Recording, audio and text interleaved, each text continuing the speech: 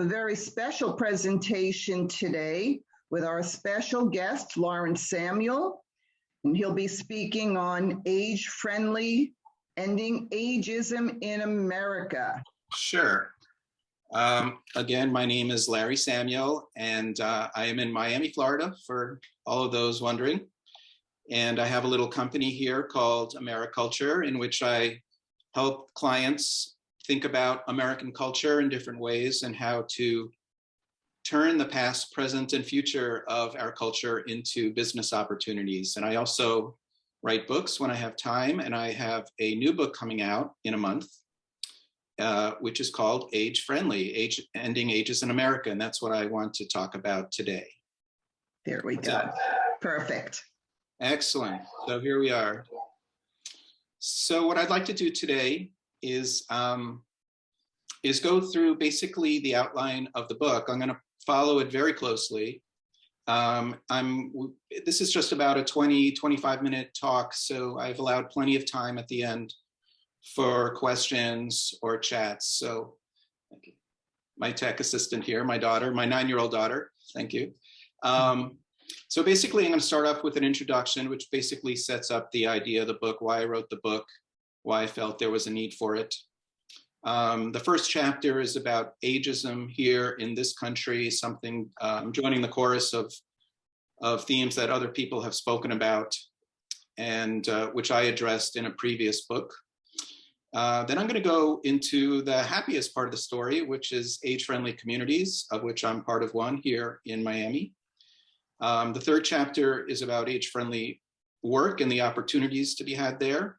The fourth is age-friendly marketing, thinking about older adults as consumers. The fifth chapter is about age-friendly responsibility, specifically how corporations can do a better job with being corporate citizens. And then I'm going to wrap up at the end and offer a few suggestions on how to get a more age-friendly place. Okay? So first, why did I write this book? About 5 years ago, I started confronting what you might call ageism. I was just being treated differently than I had in the past. I'm a white male, upper middle class person of privilege, you could say. But people started thinking and acting towards me differently, especially in the workplace. And that was sort of shocking to me. And so I decided to devote much of my professional career to this idea of ageism. And this book is part of that.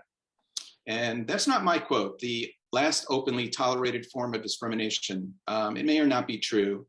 I think plus size people also face a lot of discrimination, but I think there's a lot of validity to it.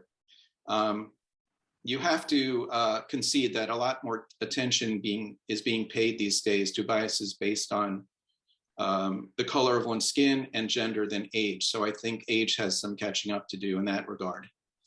And I think this is a very exciting place to be historically. You know, if you just think about history, this time and place, there's a higher percentage of older adults on this planet than ever before. So the age wave or silver tsunami, whatever you want to call it, is truly a historic event. So I kind of want to be part of that because this is a special moment in time. I also want to correct the many myths and stereotypes that our culture has about older people, that we're in mental and physical decline. You know, I see it as a very positive experience. So I'm trying to coin another term, which is age positive alongside age friendly. I think it's a wonderful time of life. So I want to be a voice of positive aging and serve as an advocate for baby boomers. I'm right in the center of that generation, 1956. And I'm just seeing a lot of boomer bashing out there with the OK Boomer and lots of other stuff going on. And I think it's unfair. I think we're a great generation. I think we achieve great things. So I put those out there to remind people that we're not responsible for the bad state of the world. We get a lot of the blame for that. And we did some great things in our time and are still doing great things in our time. So I have to remind people about that. So age-friendly, I define this term as inclusivity of older people in 3 different ways: as workers or employees, as consumers, because we're a consumer-based society, and just as people, as citizens. So I see it as a very holistic or 300-degree perspective rather than very narrow, which some folks do. They're focusing on one particular area. I see it as sort of a macro topic. I also think about it economically, because in our culture, for better or worse, most or pretty much everything follows the money. Okay, we're a consumer capitalist society. We're much about money. And I think ageism and age friendliness could be about money too. So you're going to see that theme throughout my presentation. And again, this is how I differ myself from some of the other people out there who are in this space. I think that equality is determined in this country heavily by the ability to earn and spend money. That's just who we are, for better or worse. I think worse, but I can't change that. It's just who we are. Okay, so my first chapter is about ageism in this country. A few years ago, I wrote a book called Aging in America, which is a cultural history of aging. And so I borrowed some of those thoughts into this book and sort of rethought them. But I do say that today's less than friendly view of older adults is really 2 centuries in the making. It wasn't always that way. In the very beginning of the country, just to be able to live a long life, say 70, was pretty rare. And so folks tended to look at that as sort of divinely ordained, that God was blessing you if you lived a life more than, say, 50 years. But that began to rapidly change as early as the early 19th century. Really, the second generation of Americans began thinking about what we would today call youth culture. So it's 2 centuries in the making. I think today where we are, I designate big business as the epicenter of ageism. Again, that's my take on this. And I see it every day. I see it in my own personal life. There's conscious, overt discrimination in hiring and firing of older people. A lot of big companies just don't want people in their third act of life around, and they overtly take ways to make that happen. Okay, so the workplace, I think, is both the problem, and I think it's the biggest solution. I think the biggest opportunity to end ageism resides through work. That is my thesis of this book. And that's backed up by research by a fellow named Carl Pilmer at Cornell. And he found that good jobs, good paying jobs with benefits, real management jobs, not the Walmart greeter or the McDonald's burger flipper. I'm talking about managerial jobs, tend to lead to greater equality and acceptance across society, not just work, but just in everyday life. So that's a really important finding. So the conclusion I make is that an age diverse or intergenerational, multi-generational, whatever you want to call it, workforce is our best chance to end broader cultural ageism, whether it be economic or social. That's what I key in on. Okay. I'm not sure if everybody knows about the age-friendly community movement. It's wonderful, it's global. It was started by WHO, the World Health Organization, and our AARP here is basically running that program here in the United States. And up to this point, 562, I checked this morning, different communities, including different communities in Miami-Dade, where I live, have enlisted in the program, which is a commitment to make your community or neighborhood more, quote, age-friendly. It's not just limited to older adults, but it's thinking about the needs and wants of older adults, whether that be making it more walkable, having better transportation services, having activities for older folks, having affordable houses, whatever. All it means when you join this program is that you've made a commitment and are working towards it. It doesn't mean necessarily that you've achieved it, but I think it's a great first step in working towards that. It's moved up from the community stage to the state level, which is great. There are 8 states, there are a lot of counties, but there are 8 states in the network. And obviously every state promotes that as being age-friendly because it's a way to attract older folks who they want in their neighborhoods and communities. They see it as an asset rather than a liability, which is more the case in business today. And I also see it as a unifying force because people from all different backgrounds and experiences are coming together onto a committee and working towards a common goal. So I think it's a rare case that people are working together. All we talk about is divisiveness and differences. This is a great example of how people are from all stripes are working together to make something good happen. So I see this as improving quality of life for all citizens. This is America at its best. This is what our founding fathers envisioned. This is a great example of how diversity is great for community life. And really, we're living up to the democratic ideals that the founding fathers thought about 200 something years ago. So I love this concept. I think it's a model for how all institutions and organizations, not just in the public sector, but also in the private sector, should approach what I call genuine or authentic inclusivity, not just checking a box, rhetorical inclusivity. This is real. This is the real thing. And I think we need to take this approach and extend it further. So the question I ask at the end of that chapter is, can this model be applied to the workplace to bridge what I see as a gap between the public and private arenas? So how could local grassroots initiatives in Coral Gables or Miami Gardens be far ahead of big companies when it comes to this? It's incredible to me. So I think this is a great way to make corporations' rhetorical commitment to age-friendliness much more than say, okay, it's a great idea, we'll commit to it, but not a lot of action behind it. This is action-based, this is real, and I think we need, again, to broaden this model. Okay, my third chapter in the book is called Age-Friendly Work. I've talked a lot about it already. I'm seeing ageism in the workplace today, a legacy of over 100 years of discrimination by corporate America. It used to be based on gender or race. I think we're getting a lot better in that respect. So this is just part of that paradigm. And DEI, diversity, equity, inclusion folks will even admit, I've seen this in a couple of studies now, that they're rhetorically committed to it, but they rarely address it. Just 8% in the best known study will actually address ageism as part of their DEI initiatives. And that's just shameful. That's just ridiculous. If the people that we're putting in charge of diversity are not truly interested in holistic diversity, we have a problem. Okay.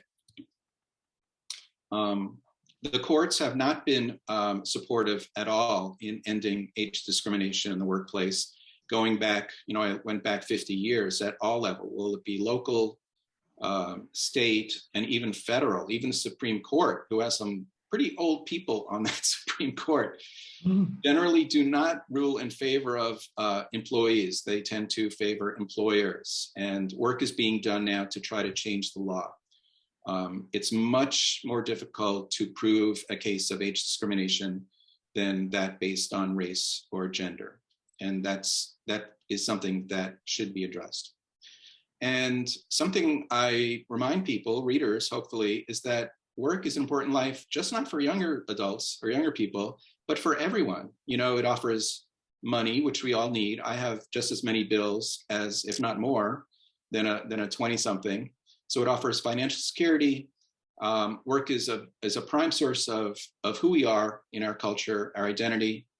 And there's a lot of studies showing that what you do as a job or occupation offers emotional well-being. So it shouldn't just end at a certain age. It should continue as long as you want, or as you need, or as long as you're able, as I see it. And the irony in keeping older workers out is that, again, research has shown them to be relatively loyal, satisfied, hardworking, and bringing a sense of wisdom. It's an overused term, but I like it, to the job. And that means having good judgment. This isn't their first rodeo. They've been around the block. And good judgment leads to good decision-making, which, of course, you need at any job. So a multi-generational, intergenerational workforce would be a plus versus minus employers if they're open to that. And just like DEI, I see human resource departments as the key to an age-friendly workplace. They have immense power. They are the gatekeepers of and to big business. And to get through their bots, their artificial intelligence bots who are looking for ways to screen people out, particularly based on your age, whether that be your, when you graduated college, really needs to be addressed. That really is a major problem. Sometimes I apply for jobs, this is just part of my anthropology background, just to see if I'll get an interview for a job that I am eminently qualified for, jobs that I've even had before in my past, and I won't get a call simply because what I think to be is my age. Okay, my next chapter is about age-friendly marketing. And this is something I wrote in yet another book about aging called Boomers 3.0. And I argue that baby boomers are still the key to the marketplace, despite marketers' focus on youth. We have spending power. We were raised to be professional consumers. It's sort of in our DNA since the 50s or 60s. And now this concept of the longevity economy is in circulation, which really represents trillions of dollars. And what that means is as people live longer, older adults will account for the majority of the spending in the marketplace. So it's silly, if nothing else, to ignore boomers as consumers just because they tend to be older people. So when you look at commercials, you see a lot of underrepresentation, a lot of misrepresentation of older people. And if you think about it, that makes perfect sense because we're an ageist culture. A lot of the people working at these companies have inherited ageist attitudes. We learn ageist attitudes as children. I see it in my daughter already, just picking up cues about old people. So it makes sense that that managers tend to be ageist because we were raised with that sort of ethos. Okay, when you do see aging presented in the media, more often than not, it's a negative experience. You want to try to delay it, stopping. Even my PBS station has aging backwards on. This is PBS. I love PBS, but that is a ridiculous concept and is just reinforcing the idea that aging is a negative thing that you want to delay or stop. I don't see it that way at all. I'm embracing it. I think it's a wonderful ride. I'm enjoying every minute. A lot of the demons that I had as a young person are gone, okay? So I see it as a very positive thing, and I wish marketers did as well. The whole concept of anti-aging, which to me is an oxymoron, and anti-human. If you're not aging, you're not human. And that's just compounding the problem. It's, again, reinforcing ageist attitudes and practices. So I wish those sort of products would just go away. I'm not against making yourself look better with a lotion or something, but the concept of anti-aging is just ridiculous and absurd. So ageism is being directed to older adults, both as employees, which I addressed in my work chapter, and consumers, which I addressed in this chapter. And I think we need, again, for a more holistic 300-degree age-friendly model to think about to end this problem. Okay, my last chapter is called Age-Friendly Responsibility. I don't know if you know this, but corporate social responsibility, or CSR, is a huge movement within business today, probably equal to the DEI movement. And it's the concept where companies are not just in it for money, which is what Milton Friedman, the premier economist of his day, said in a very famous essay going back a couple of decades ago. He's been totally overthrown and dismissed, and saying that companies really should be more than increasing the worth of their company for their shareholders, and they should be about doing good works. So the prevalent belief in business today is that being a good corporate citizen is not just good for business, but good for society as well. And this is a result, as I see it, as a very strong, positive, activist spirit in the air these days, backed up by the Me Too movement and Black Lives Matter, which is wonderful. And the values of ethicalness, transparency, and empathy are in ascent. This is a wonderful thing. And you can see the parallels with where I go in this chapter with age friendliness. Why isn't age friendliness part of this huge positive movement? So there we go. I see this as an ideal framework to accommodate age friendliness. It could be aligned with what's called ESG principles, which is being responsible environmentally, socially, and governing. And it's a great platform to tie into what's going at the community level, my chapter 2, by supporting local, state, and national programs, which are sponsored by ARC. Why not partner with that wonderful program? Okay, so I wrap up. You can see this book is basically a rallying call to address what I see as major social and an economic problem that are affecting real people, millions of lives. There's still a lot of boomers out there and greatest generation people out there. The numbers are amazingly similar to the original 70 something million boomers, because the ones that have died off have been replaced by immigrants of that generation. So there's still tens of millions of boomers and still quite a few greatest generation people who are being affected by ageism. I see this as unsupportable. I don't see how you can make a case for it. It's unsustainable. And basically, it's just un-American. It is not consistent with our ideals and what this country is about. So I am trying to move from rhetoric to action. I just don't want to be preaching to the choir. I want real change to happen. You know, that's in baby boomers' blood. We were all about changing society in the 60s and 70s, and we're the same people. And I think this is a cause worth addressing. And this is a great case to, as the cliche goes, think global and act local. This is a global movement. It's just not in the United States, but it really has to happen at the local level. So it's a great case of that. Is it a significant challenge? Yes, it's a huge challenge. As I mentioned before, this is deeply culturally rooted. This will take probably at least a generation to change, if it changes at all. I see this as a long-term issue. Decades-old attitudes about older adults are still in play. We're still thinking about older people as if we were in the 50s or 60s. And perception and reality are not in sync. Today's 70-year-old is probably a lot different, both mentally and physically, than his or her version in the 1950s. So society, in a way, hasn't caught up with the way we think about our older adults. There's a gap there as well. But I do think, I end on a positive note, I think there are good reasons to be optimistic. First of all, America is a pluralistic nation. It's just who we are. So age should be accommodated, if only because of that. We're all about democracy.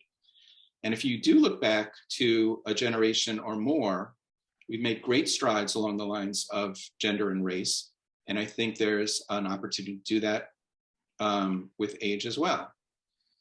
I'm seeing very exciting form of grassroots activism, what I call age activism, which reminds me a lot of the civil rights and feminist movements of decades ago. I was around for that and part of it in some ways.